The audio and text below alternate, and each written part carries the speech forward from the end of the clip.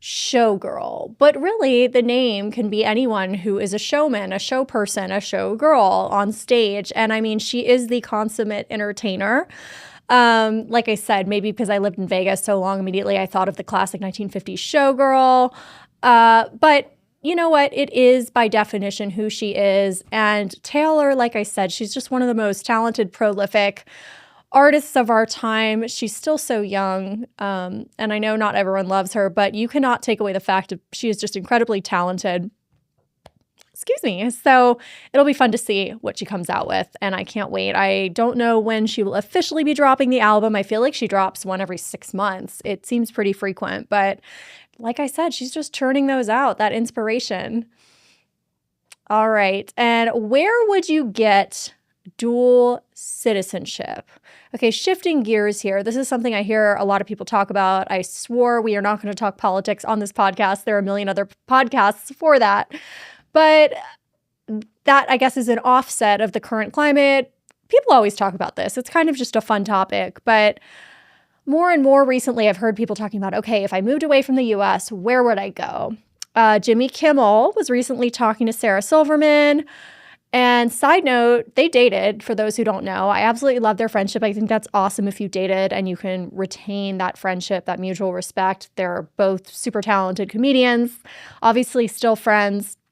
So he was talking to Sarah Silverman, and he was saying that he has newly obtained this Italian citizenship, which we're going to talk about that more in another episode. But that is one of the top places that people are getting this dual citizenship recently.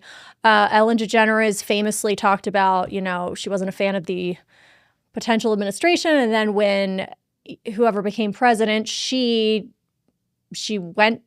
honored what she had said she was going to do, and she moved to the UK.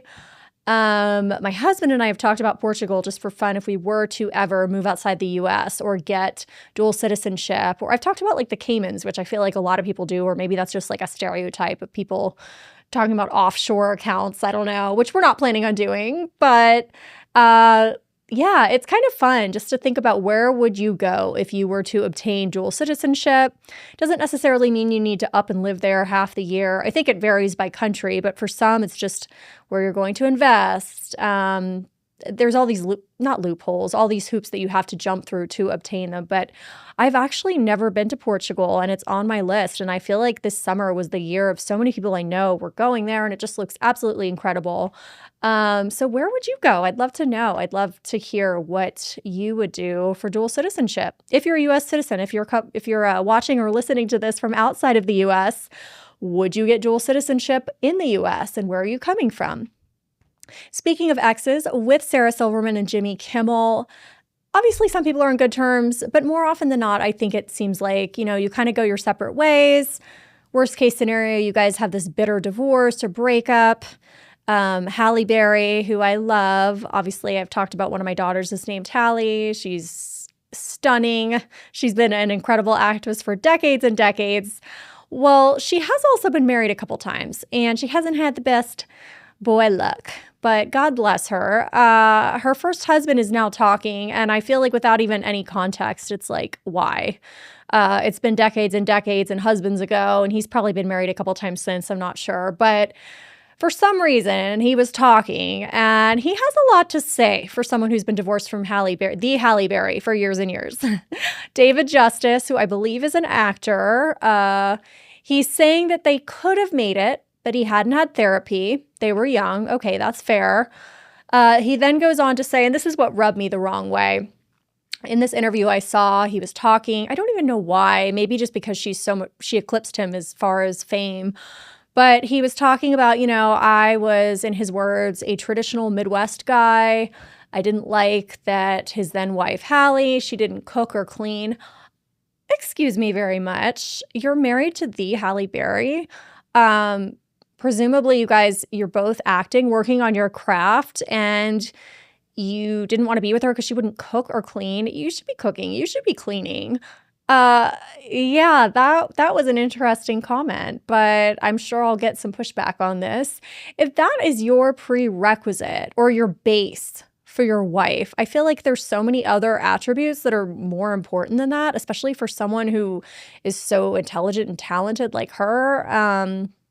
Yeah, that kind of blew me away. But anything to get in the news, I guess that's soundbite. Jennifer Aniston is revealing what career she would do if she weren't an actress. Okay, you guys, can you guess? In a recent Architectural Digest piece, she reveals that she would be an interior designer, which I thought was so interesting and girl after my own heart. Jennifer says that she loves design. She has renovated many homes. She loves the whole process. You have to love it. This is the thing. Not everyone enjoys this process. So I love it. My husband and I have flipped several homes. We actually love going in there. I physically have not done like the tile work or the removal or the electrical. You need to go to school for that. But I love the design and I love seeing the potential of maybe an older home or a home that's a little outdated or just needs some TLC. And I think not everyone can do that or wants to do that. And that's fine. Thank God for that, because that's the market for flipping homes. So many people who are purchasing these homes, they want turnkey, and thank God. But it is a creative outlet for some people. And I could totally see, I relate to her in that she said she enjoys this. I thought it was kind of interesting her saying that, because Brad Pitt, her ex, also is this architectural buff. I mean, a lot of actors you see, it's a smart investment most of the time. They purchase different properties, as investments, and then they turn them, or they just sit on them a couple years. But obviously, I wonder if they compared notes when they were married, or that was just a common thing. They both love that design. And I think if you're an actor, you're creative anyway. And so it's not that surprising that that would translate to other creative endeavors. All right, shifting gears here. Is it just me? Or is flying getting crazier every single day? Every day I feel like I'm seeing a new news story about this hot mess, flight experience, canceled flights left and right, people, just people having fights or drugs, or in this case, this passenger who was vaping. This story gets crazier and crazier because it actually, gained momentum. This guy was flying. Where was he? He was on an American Airlines plane. And it was in the middle of the night. It was midnight. It was from Phoenix to San Francisco. So he decides to vape in the bathroom of this American Airlines plane. All of a sudden, knock, knock, knock. He has the flight attendant, understandably, going in there and being like, look, I'm not sure how I'm not a vapor, full disclosure. So I don't think that you would smell it. Maybe she saw him bringing it into the bathroom. I'm almost embarrassed to admit this, but maybe she did smell it. I don't know, but I would think, who would be that dumb? But anyway, so she caught him vaping in the bathroom. She's knocking on the door. You're obviously not allowed to do that. The FAA is strongly against that. And so when she did confront him, the airline attendant, the flight attendant rather, she confronts him. And so he pulls out his phone and he starts recording her. So he then lands and he is apprehended by the police once he gets down in San Francisco. And then he goes on this Twitter rampage saying that his privacy was violated. This is the passenger who was vaping in the bathroom. So after being met by police, he was escorted off the plane when he landed. And now, fast forward to weeks later, this same passenger who was in the wrong, in my opinion, he's vaping, he's going against FAA, he's endangering all these everyone on the plane. He is issuing a formal demand for accountability, in his words, from the airlines. So I'd love to know what you think. I mean, was this, I feel like obviously he's in the wrong here. I don't know how he thinks he's going to get any recourse, but I think people are becoming more brazen. I think flying is becoming more and more of a hot mess. I read another article earlier this week.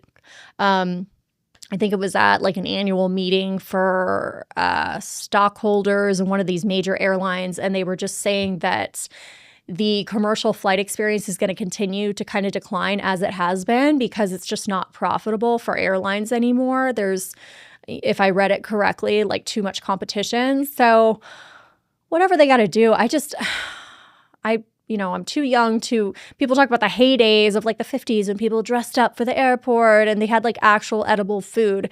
I don't even want that. I just want like standard, my flight is going to be on time. It's not going to be canceled. I'm not going to be offered a voucher. Okay, that's nice if that's once in a blue moon, but I don't want the voucher. I just want to get from A to B on time.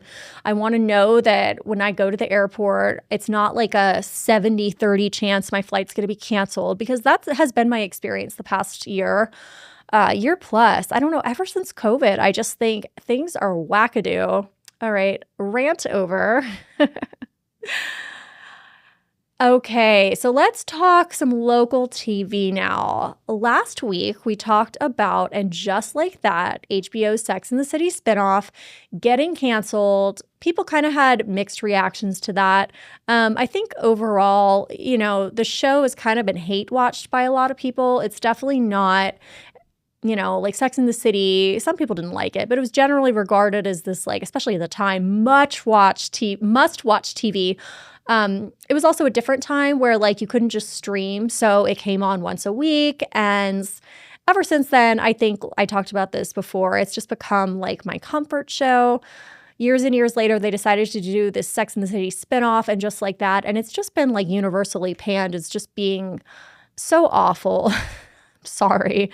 But rumor has it that Sarah Jessica Parker, who of course played Carrie, and she is playing Carrie, just like most of the characters in this reboot. Kim Cattrall is not back as Samantha, which is also a major loss in my opinion. But rumor has it Sarah Jessica Parker is fighting to keep And Just Like That going. I don't know if she was one of the executive producers, but obviously she's one of the stars. And some people are saying that she has been shopping around other streaming services for another spin-off or limited series. I don't think that this is necessary. They made multiple films based off Sex and the City in like the early aughts. I want to say like 2010, 2012-ish. I think there's two. There might be three. I think there's two movies based off Sex and the City. Now they have And Just Like That. It's run for, I want to say 3, maybe this is the 4th season, if that. I think it's run its course. I hate to say it. I was such a Sex and the City fan. I can't say it enough, but it's like sometimes things just, you don't want to beat a dead horse. Would better writing save it? Maybe. Would Kim Cattrall coming back, like I said, reprising her role of Samantha save it? Maybe, but I think overall... I don't think, personal opinion, that good writing would even save it, because I think we just want to preserve it in that little box and that memory and rewatch the original, and let's create new art. I'm so sick of all the reboots that suck. Like, let's just create new art. And part of the beauty of the original Sex and the City was the 4 women and their friendship and how different they were, and they all bounced off each other's kind of life experiences, living in New York, being in their 30s and single, and they're dating. And, if you haven't watched it, go back and watch it. I absolutely love that show. But I think that it was a moment in time and you can't replicate it as much as you may try. And another show that I feel like is iconic about Friends, living in New York, these women were a little younger, was Girls. I'm rewatching that. Absolutely love it. I know not everyone is a fan of Lena Dunham. I read her book years ago, and she's been controversial. But like Taylor Swift, she's super prolific. She's this creator, and she has gifted us with, in my opinion, this iconic show. So go back and watch Girls before you watch And Just Like That. I don't even know who's going to be, now that it's been canceled, who's going to watch the remaining episodes. Not many people. Sorry. Speaking of streaming contract negotiations, because now everything is streaming, obviously, Prince Harry and Meghan Markle's media company, Archewell, like Archie, their son, it's had its home at Netflix since 2020. Well, they just announced on Monday that they are extending their partnership with the streaming programs on Netflix, but some people are calling it a setback because they are, I thought I wrote this down, but I'm trying to remember the wording of it. But basically, they're opening it up to options. So I believe, if that's to be understood, it's considered a setback because instead of having this proprietary partnership with Netflix. They're opening it up to other streaming services could then purchase their produced shows. So they have, and I could be wrong, so I'd love to hear from someone that maybe works in legal or partnerships for streaming services and can maybe articulate this better. But Archwell, their media company, has produced their documentary, Harry and Meghan, that came out in 2020. And now Meghan, Duchess of Windsor, Duchess of Sussex, which the title isn't even hers anymore, but I think she still goes by it on Instagram. Interesting. She has her cooking show with Love. That's been on Netflix for, I think, a couple years now. And then Meghan just launched this lifestyle brand, As Ever, earlier this year. It's Jam, but then I think I saw interviews where she talked about having these big lifestyle plans. So my prediction is she's trying to be, obviously, the next Martha Stewart. But that will all now be part of the Netflix deal. So them as a couple, they confuse me. I honestly used to defend Meghan Markle, I think far longer than a lot of people I know did. But I just don't understand their end game. And it really, like a lot of people I think it rubs me the wrong way, where they say they just want to be out of the public eye. They want to have nothing to do with his royal family. And then they come over here and they do nothing but continue creating these opportunities, books, interviews, documentaries, multiple ones. And the brand is them. I mean, at least the Jam brand, lifestyle brand that she's doing, that's something that's not just them as a brand. But I feel like what they have said and their actions do not align. What they have said publicly of how they want to remain out of the public eye. And I know some people are going to come for me and be like, Sarah, no, they said they don't want to be in the royal family or part of all of that toxicity, but they never said that they don't want to be in the public eye in the US.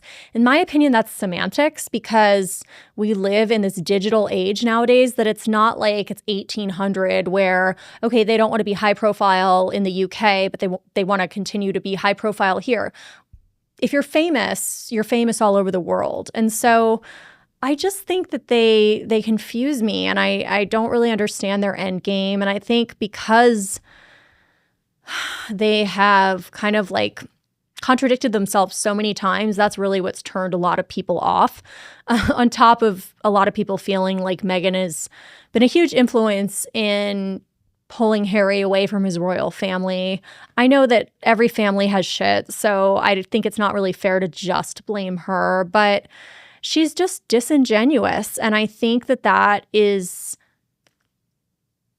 what turns a lot of people off. She doesn't come off as authentic. And you know what? Everyone deserves a chance to try and make it and hustle and be an entrepreneur if they want to. But I think another thing that bothers people is it's almost like she's starting on third base, but her show isn't as engaging. It's, you can't force it. So enough about Meghan and Harry. It'll be interesting to see what they continue to do with these deals with Netflix. All right, this I thought was so interesting. This was a TikToker. It's me, Jade B. I love her content. I've seen her do a lot of kind of interesting talking points, but she brought up a funny, I'm playing with this here, a post where she was saying, does Gen Z do Vegas? So this talk, I can't speak. I'm going to take a sip of water over here.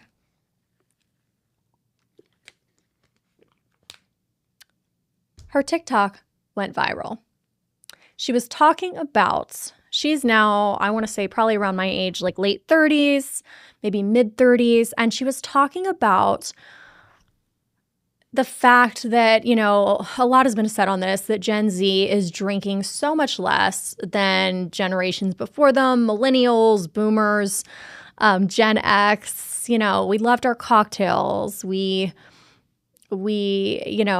love to have a good time, and we didn't really care about being cringe because cringe wasn't a word, and we were a lot more free, I think, in a lot of ways. And so when she posted this TikTok, she was saying, did they even do Vegas anymore? Because obviously Vegas is synonymous with Sin City, partying. I've lived there for a decade and I love Vegas. It has a soft spot in my heart. Is it the best place for families? Probably not.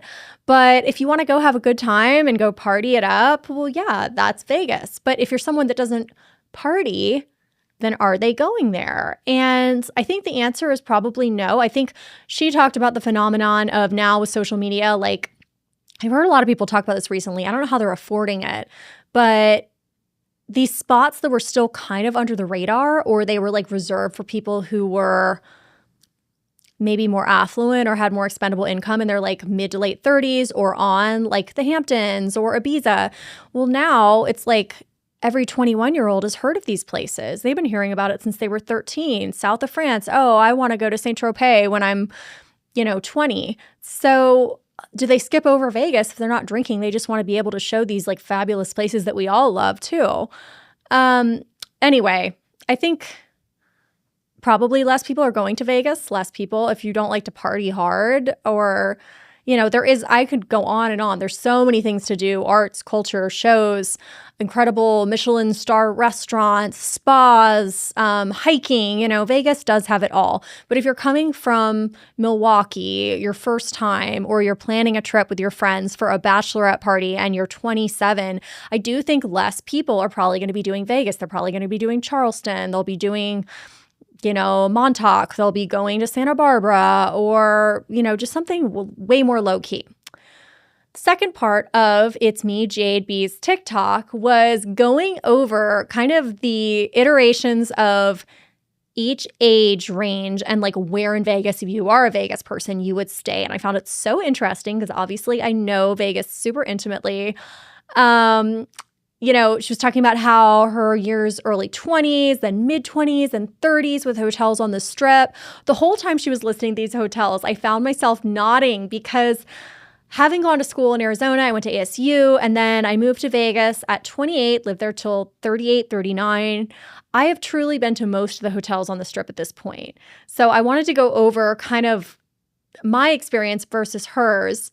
She listed a lot of the same ones I was thinking, but for me specifically, so when I first went to Vegas, I was 19.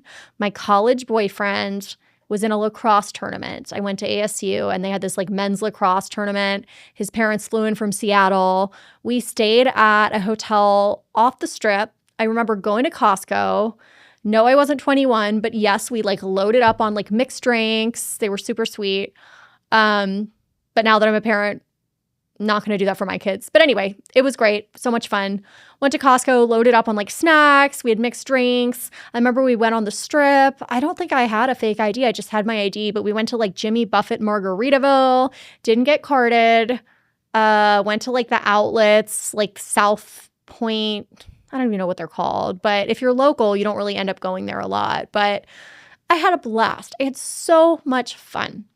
And then early 20s, like 21, 22, going to Vegas with girlfriends for spring break. I remember I stayed at Mandalay Bay, MGM, which are like nice rooms, but for like affordable price points. Mid-20s for me was Cosmo or Aria. When I first started dating my husband, that was more like late 20s. I remember we would stay at Cosmo, go to like Marquee, which is funny because he's older. So I feel like he always was like probably feeling a little old for that crowd. But Marquee, so much fun. Cosmo, all their pools. They have more chill ones. And then, of course, like this creator said, win Encore for the 30 plus crowd. I mean, those are the places I stay for staycations, living in Vegas now. It doesn't get better. It's fun to go to kind of the locals places too, like Red Rock Casino in Summerlin, which is a suburb. On the other side of town, there's Henderson, Green Valley Ranch. There's the M Resort. If you ever want Vegas recommendations, reach out to me.